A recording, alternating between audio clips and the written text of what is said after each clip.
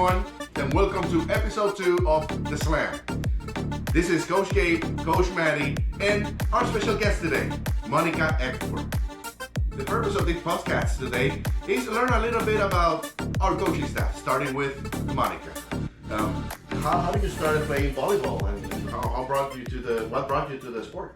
Yeah, so I actually came to the game a little bit later in my career. I started in high school, my freshman year. I was a dual sport athlete middle school, so I was a synchronized swimmer first, and then a basketball player. Yeah, very interesting. Basketball. Yeah, and so they had cut my synchronized swimming program, and I was like, well, what am I going to do now? And I had a really great neighbor who was actually the coach at our local high school, and he said, why don't you come out and play and let's see where it goes. And I started in high school freshman year, and ever since then it kind of carried me all the way through and then on to college. So by luck I came across volleyball. It hasn't been in my family. I wasn't a part of it since I was little, but started late, but absolutely didn't stop me that much. I was able to progress on through high school and then on to college. So I do that does propose a question for me. Do you actually think that being a synchronized swimmer did help you with volleyball? Oh yeah. So looking back now, I think synchronized swimming, it's a lot of discipline. We were spending hours at the pool, hours on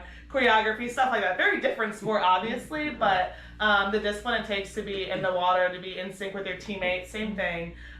Just those core fundamentals of sport were very prevalent in synchronized swimming, and then crossover super easily to volleyball. Same thing with basketball. Right. I love when kids actually do a couple of different sports and really figure out what their passion is, but really the foundations of being a good teammate, being dedicated, working really hard, those are just foundational. So absolutely, I think it crossed over. And can you elaborate a little bit more? Because I heard you saying that you started volleyball in high school. Yes. That's kind of a little late. It's very late, very late. Yeah, a lot of people are starting, those 11U teams. I came in, made the JV team my freshman year. They're you have a lot of really raw talent, technique-wise, not so great, but a lot of raw just athleticism. Right. And so I made the JV team my freshman year. I was able to play through my high school, freshman year, and then after that, that's kind of when my club experience first started. I was brand new, obviously, kind of late to the game, as you see people come in a lot earlier. But I think again those fundamentals of just I'm here. I loved it. I fell in love with it immediately. I wanted to work super super hard. I wanted to learn the technique of the game and be as good as I could. And so yeah, I came in super late, but through club, through high school, through just great coaching, it really carried me through high school and gave me the opportunities to then play collegiately. What club did you play for? Clubs? Oh gosh, so it's actually funny. My first year playing club, it was for a club team called Utopia Beach. And it was just a bunch of dads, because I didn't know how far I was going to go in volleyball. My mom's like, I don't want to spend so much money if we don't really know. Right. And so there was a club that a dad had started, and he literally just got other fathers that were I'll help coach. They started a club, and it was very, very low threat, just a regional team. And they're come on out, we'll just see if you still want to play after this whole club season. So I started there, and quickly realized that my skill level was a little, I could go to those national levels with bigger kind of clubs. Yeah, and so, but I loved it. Being at Utopia Beach, it was just the best teammates I could have. The dads that were also learning in the process as well, and it was a family environment that just kept my interest and love for the sport. And then from there, I moved on to Eastside Cleveland Juniors, where I made their top team the following year, and that's kind of where I stayed. And they helped me then play collegiately. So wow. Yeah, but I started at Utopia Beach Club, so that was awesome though. I loved it. All right. And how do you describe your experience playing volleyball in West Point? Oh yeah, so West Point was incredible. I think starting kind of from the beginning of why I chose West Point, I didn't really know what I wanted to do. Like I said, volleyball it's an incredible vehicle for me. It was something I absolutely loved and had a passion for, but I knew it wasn't going to be I knew I wasn't going to be able to play professionally. I understand my height. I understand my limitations. Right. So looking at a college and starting that process, I really was focused on somewhere that would grow me as a person, that kind of stood up for more than just volleyball. Volleyball was very incredibly important to me, but I wanted a school that also aligned with different values I had. And West Point, it was everything. I was not interested in the military. Was not a big military family girl, but going there, they had the leadership, they had, obviously the immense commitment that you had to make. Right.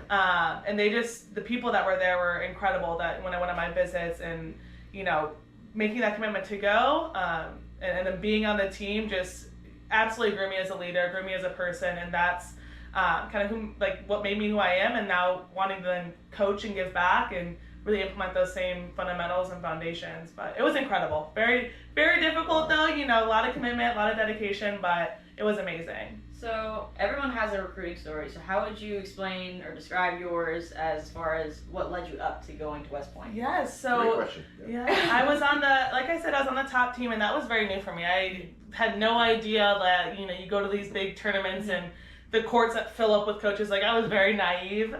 In one of my first tournaments, we had, we were in the top bracket, and we had a bunch of coaches around, and I was very overwhelmed with that. Like, as 16, 17-year-old, I was very overwhelmed. But I just was able to play. I kind of just relaxed myself, and at the end of that, the West Point coach and a couple other coaches had come up to my coach, and we're just kind of asking, where, if I was already committed, where I wanted to go. And that, I was like, oh my gosh, like, I'm still only a sophomore. I have no idea what I want to do when I grow up. But I took a lot of that information from all the different schools that I was recruited from the higher Division I to the Division II.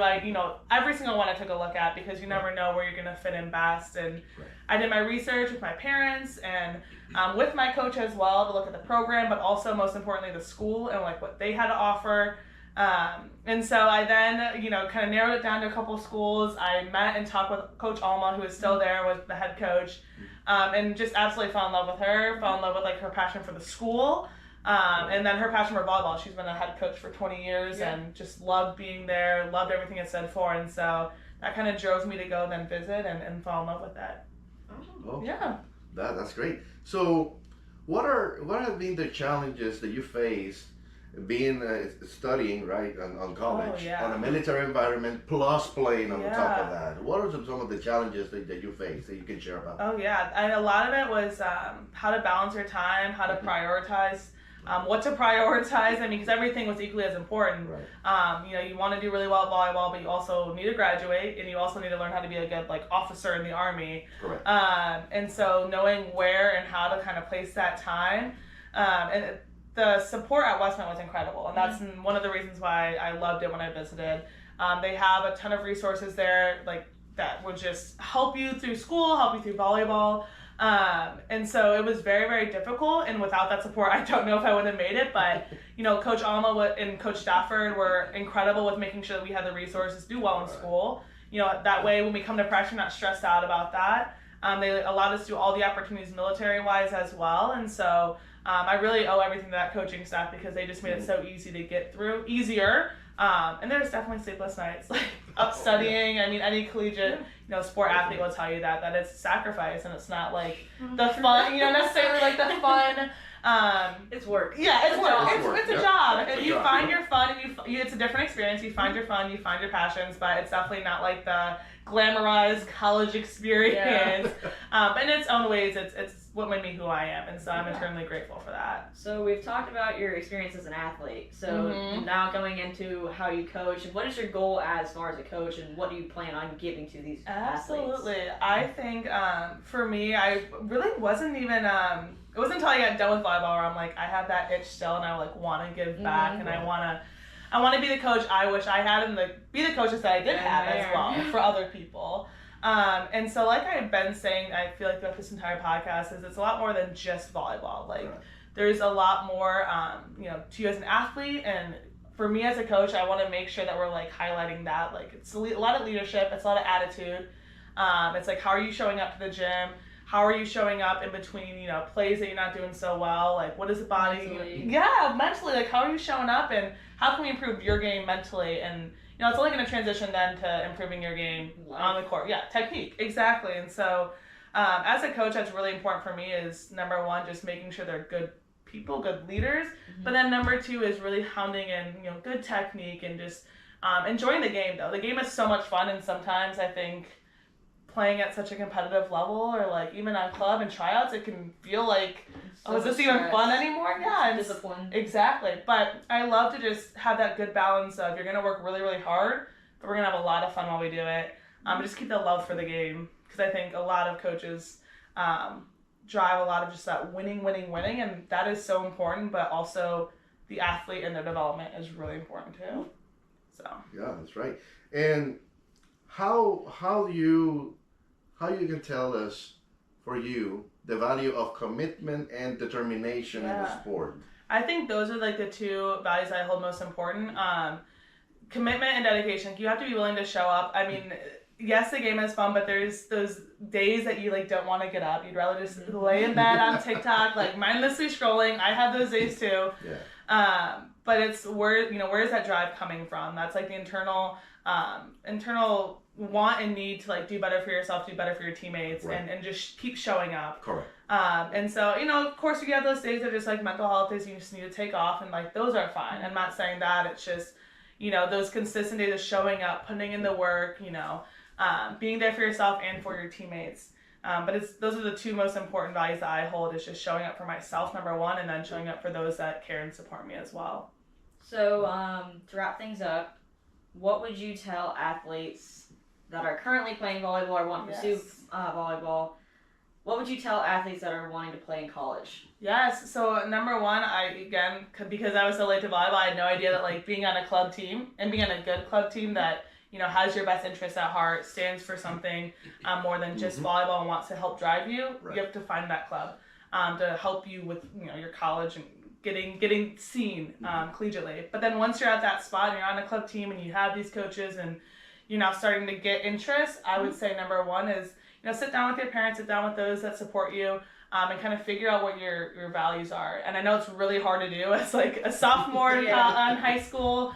Figure out what it is that you want 10 years on the line, but it's really important to make sure you like marry the school and like just kind of, volleyball will always be there, but you got to make sure that the school is like what, you are looking for, you need. Yeah, that's going to help you pass just volleyball. And you can always coach and you might play professionally. I don't know what people's stories are, but I think it's most important that the school aligns with what you need past volleyball, and use volleyball as that vehicle to get there.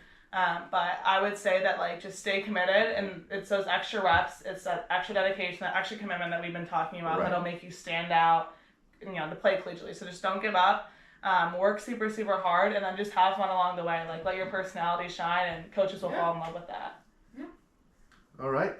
Well, for today, we have learned from a very valuable resource that we have here in CTX Slam. Can you remind us what are you really helping us in CTX Slam? Yeah, so I'm super, super excited. I was a middle blocker while I was at West Point, and so I'm now a hitting positional coach. And so I do lessons, one-on-ones. We actually, myself and Coach Hannah Presley, who will also be on this podcast, she was my setter in college. Her and I are hosting a dual setter and hitter clinic coming up on August 18th. Kind of right before all those big tryouts come in, and right before high school, just kind of nailing that technique and some fun leadership stuff as well. So yeah, I'm here for all positional work and all kind of one-on-ones or day camp type of deals. Yes, and that link to sign up and register will be found on our Facebook page. Yeah, I'm super excited. Absolutely. We're very excited. This concludes episode 2, where we learn about an example of that determination, dedication, and also being laser focused on what do you need. I hope that today also you learned that it's never late. She started in high school, so it's never late either. So if you feel like, I'm getting behind a little bit, it's that determination and dedication that is going to take you some places. Thank you for being with us today, and until next episode of The Slam. Bye. Bye.